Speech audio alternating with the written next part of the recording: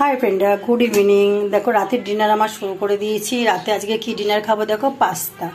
দু রকম পাস্তা নিয়েছি, পাস্তাটাকে সিদ্ধ করে রেখে দিয়েছি।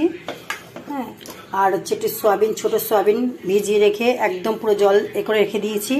এবার নিচে আমি রসুন কুচি, আদা কুচি, আর হচ্ছে লঙ্কা কুচি, পেঁয়াজ কুচি, দুটো ডিম ফাটিয়ে রেখে দিয়েছি একটু লবণ দিয়ে, আর টমেটো কেচাপ নিয়েছি। এবার আমি পাস্তাটা কিভাবে করব তোমাদেরকে দেখাই। আমি বেশ খানিকটা তেল দিয়ে দিয়েছি। এইবার আমি ডিমের ঝুড়িটা ভাজবো।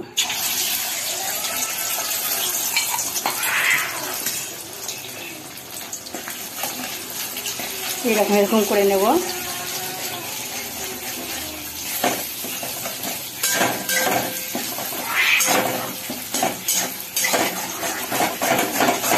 দাঁড়াও, এটা আমি তুলে তোমাদেরকে দেখা। দেখো, আমি ডিমের ঝুড়িটার মধ্যে আমি সয়াবিনগুলো দিয়ে দিয়েছি। সয়াবিনগুলো আমি একটু ভাজা ভাজা করব,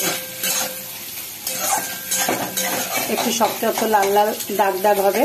আমি সয়াবিনগুলো আর আলু ডিমের ভুজিয়াটা নামিয়ে নেব। এবারে আমি খানিকটা রসুন কুচি দেবো। আমি এটাকে তুলে নিয়েছি। দেখো, আমি এখানে দুটো ডিম দিয়েছি, যেহেতু সয়াবিন দিয়েছি অনেকটা, ওই জন্য দুটো ডিম দিয়েছি। তোমরা পারলে তিনটেও ডিম দিতে পারো, তবে সয়াবিন দিয়ে খেয়ে দেখো, বাচ্চারা খুব ভালোবাসবে। সয়াবিনটা তো বাচ্চারা এমনিতেই ভালোবাসে। এই ছোটো ছোটো সয়াবিন নেবে, যদি বড় সয়াবিন থাকে ওটাকে কুচিয়ে নেবে, কোনো সমস্যা নেই। আমি খানিকটা কী বলে রসুন দিয়েছি। এবার একটু আদা কুচিয়ে দেবো, পুড়িয়ে রেখেছিলাম দেবো।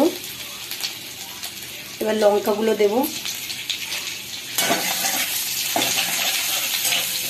আদাটা ভাজা ভাজা হয়ে গেলে পেঁয়াজগুলো দিয়ে দেবো। সব জিনিসই মুখরোচক না করলে ছেলেগুলো কেউ খেতে চায় না। এটা একদম পুরো অন্য স্বাদের হবে।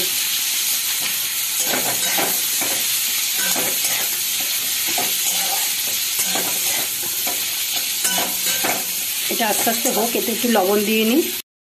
আমি পেঁয়াজটা বেশি ভাজবো না, এতে একটু চিলি ফ্লেক্স দিয়ে দিলাম। চিলি ফ্লেক্সটা দেখতে সুন্দর হবে, মোটামুটি ঝাল তো হবেই। চিলি ফ্লেক্স দিয়ে দিলাম। দেখো, পেঁয়াজটা আমি আর ভাজবো না, আমার পেঁয়াজটা ভাজা হয়ে গেছে। আমি পাস্তাগুলো দিয়ে দেবো। একটু আলাদা আঁচটা একটুখানি আস্তে করে দিলাম। খুবই তাড়াতাড়ি হয়ে যায় পাস্তা।